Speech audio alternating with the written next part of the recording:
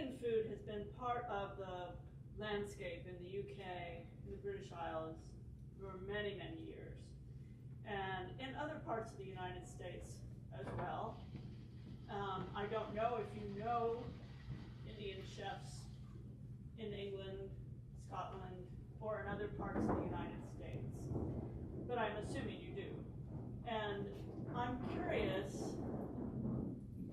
how you might contrast your sense of place and your enthusiasm for integrating into this Southern culture with Indian chefs in other parts of the world outside of India.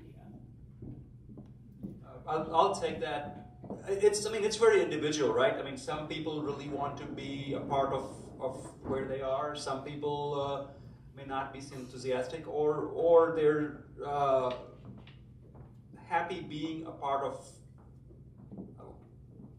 certain things and not others. So it's a very personal thing. I mean, for me. I say and I feel I'm Southern because this is where I made a decision as an adult that this is my home, and this is it. I mean, this is where I am.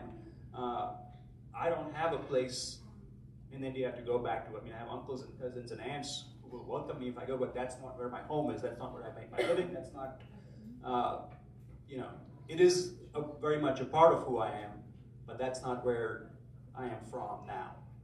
So I think the answer to that question is difficult to contrast because each of us thinks about this issue differently. It's a very individual, very personal matter.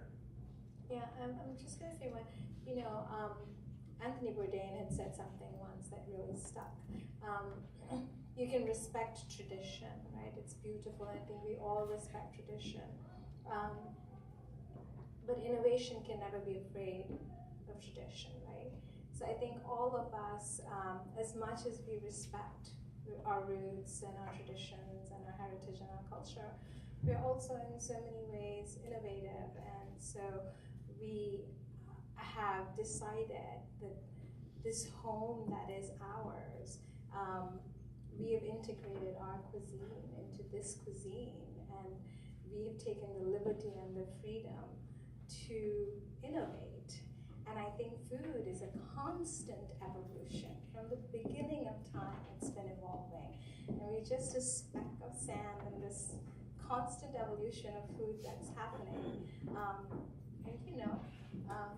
Hopefully, like Rish said, like thousand years that spice has been around, but hopefully when my kid is in his kitchen with your kid in their kitchen, making cardamom cornbread is not so out of the norm anymore, because we innovated, we integrated, and we bought our stories and combined it with your story, and we made something beautiful out of it. And I think it's also a matter of time, right? I mean, Indian food is, the national dish of England is chicken tikka masala, right? And the reason being that England has had a longer history of having Indian chefs cooking Indian food over there. It is mainstream over there. You get samosas, chicken tikka samosas in Harrods, right? And I think over here, as a part of Brown in the South, we are trying to make that a norm. Like, Indian food shouldn't be something which is so out of the ordinary. It'll be just one of the cuisines. And the chefs in England, they've done such an incredible job. There's some incredible Indian food over there. And we are hoping that we would make the same impact over here. For me, it was always important to have a sense of place. The restaurant have a sense of place. So I think any of our restaurants, if you were to come to them, the food might be new and exciting to you, but the hope is that you never question, why is this in the South? And I think we each individually have figured that out, and I know we share that sentiment that it's important that it doesn't feel like it's a foreign object, but it feels like, yeah, it makes sense that this restaurant is in Raleigh or this restaurant's in Asheville or Nashville. And I think we've been able to pull that off. I think when you look at Indian food in England, it's its own flavor, it's its own style. It's become this individual thing, and you're not going to get that same thing in India, and you're not going to get the same thing in the U.S. So I mean, you know, taking something and like putting it in a place and letting it evolve and do its own thing is just what food is, and that's really what Southern food is anyway. I mean, it's not like it's been a stagnant thing for 300 years. The Southern table and the Southern plate has changed also.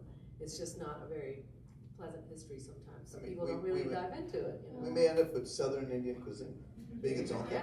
I think so. I mean, yeah, just to add to, you know, you also have Indian food because there's Indian communities in South Africa and East Africa, in the Middle East, so in the Caribbean, and so you know, it's just a part of, you know, wherever people go, they take with them their food traditions, and as longer they stay there, the more they become a part of where they are. I think we have time for one more question. Thank you so much for coming to Raleigh and making yourself so accessible to us in this way.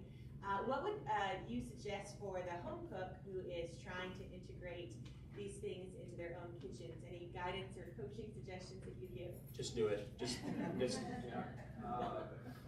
I'll tell this because people ask me this all the time, and it's like, just make what you're making, and start with, you know, a good place to start would be Asha's book, if you need recipes. But if you don't, then just say, okay, today I'm going to add cumin, or tomorrow I'm going to add, you know, I'm going to make my cornbread, but I'm going to add ginger to it, and then see what happens. Experiment. Don't be afraid of doing it. I'd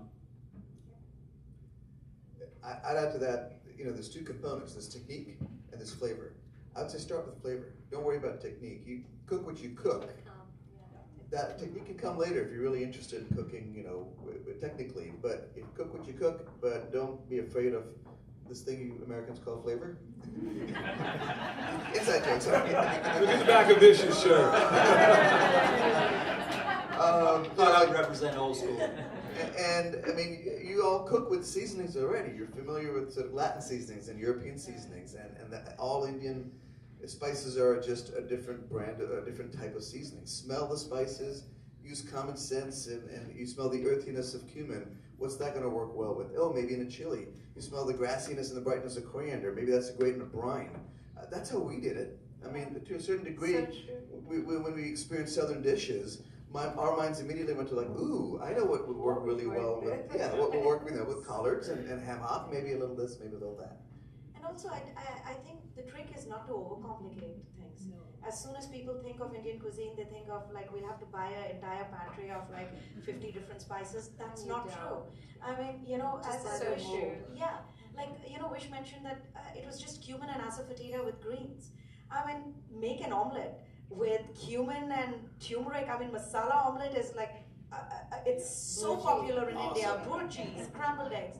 So I think it is kind of sneaking spices into, you know, small things. And just make sure that you're cooking the spices. There's nothing worse than raw spice. And just don't be afraid, you know? Just don't be afraid. Buy whole spices and use them when they're fresh. Yes. Let me just to put you guys at ease. If you've been cooking with sugar and black pepper, you've been cooking with Indian spices. That's a good one. Wish. Thank y'all.